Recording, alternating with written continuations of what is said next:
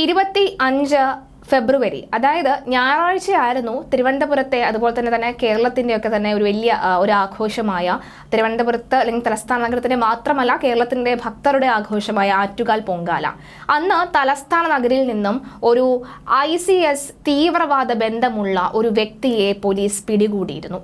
സാദിഖ് ബാഷ എന്നാണ് ഇയാളുടെ പേര്. ഇയാളുമായി ബന്ധപ്പെട്ട് കൂടുതൽ വിശദാംശങ്ങൾ പുറത്തു വരികയാണ്. മാത്രമല്ല അതിനുശേഷം, അതായത് 25-ാം തീയതി ആറ്റുകാൽ പൊങ്കാല നടക്കുന്നു, ശേഷം 27 ഇന്ന് നരേന്ദ്രമോദി തിരുവനന്തപുരത്ത് എത്തുന്നു.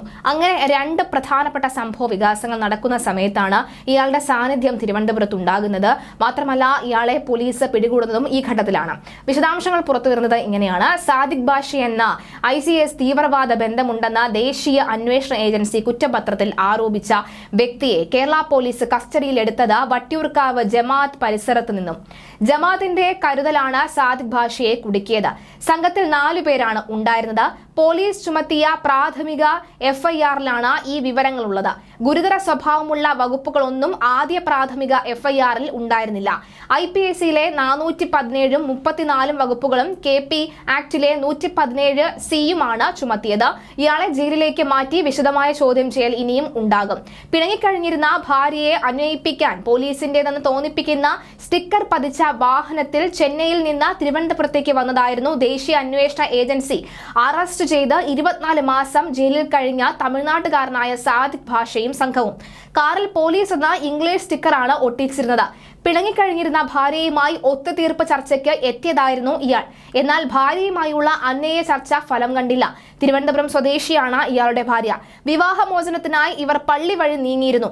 ഇക്കാര്യം ചർച്ച ചെയ്യാൻ എത്തിയ സാദിഖ് പള്ളിയിൽ വെച്ച് പ്രശ്നമുണ്ടാക്കി. ഭാര്യ ബഹളമുണ്ടാക്കിയതോടുകൂടി പോലീസ് സ്ഥലത്തെത്തുകയായിരുന്നു. വട്ടിയൂർക്കാവ് പോലീസ് സ്റ്റേഷൻ തൊട്ടു മുമ്പിലായിരുന്നു ഇതെല്ലാം സംഭവിച്ചത്. ആറ്റുകാൽ പൊങ്കാല ദിനത്തിൽ വൈകിട്ട് 5:30 കേസിന് ആധാരമായ സംഭവമെന്ന് FIRൽ വ്യക്തമാണ്.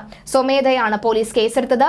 40 വയസ്സുള്ള സാദിഖ് ബാഷയും 38 വയസ്സുള്ള നൂർ ഹലീഖും 32 വയസ്സ് പ്രായമുള്ള നാസിറും 40 വയസ്സുള്ള ഷാഹുൽ ഹമീദുമാണ് കേസിലെ പ്രതികൾ. 4 പേരും തമിഴ്നാട് സ്വദേശികളാണ്.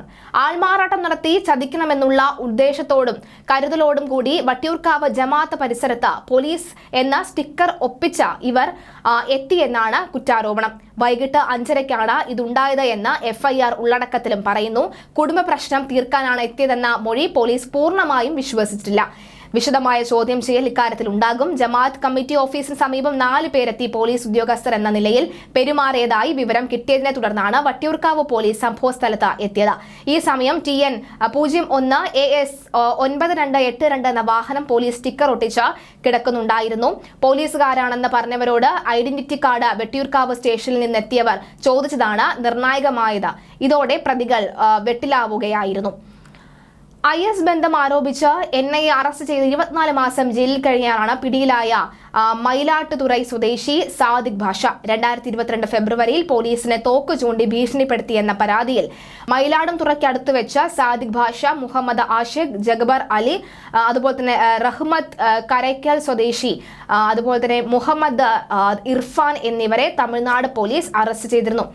ISന് വേണ്ടി ധനസമാഹരണം നടത്തിയെന്ന കേസിൽ പിന്നീട് NIA ഇവരെ പിടികൂടി. സാദിഖ് ബാഷയെ ദേശവിരുദ്ധ പ്രവർത്തനങ്ങളിൽ ഏർപ്പെടുന്നു എന്ന ISന് വേണ്ടി പ്രചാരണം നടത്തുന്നുവെന്നുമുള്ള വിവരത്തിന്റെ അടിസ്ഥാനത്തിലായിരുന്നു അറസ്റ്റ്.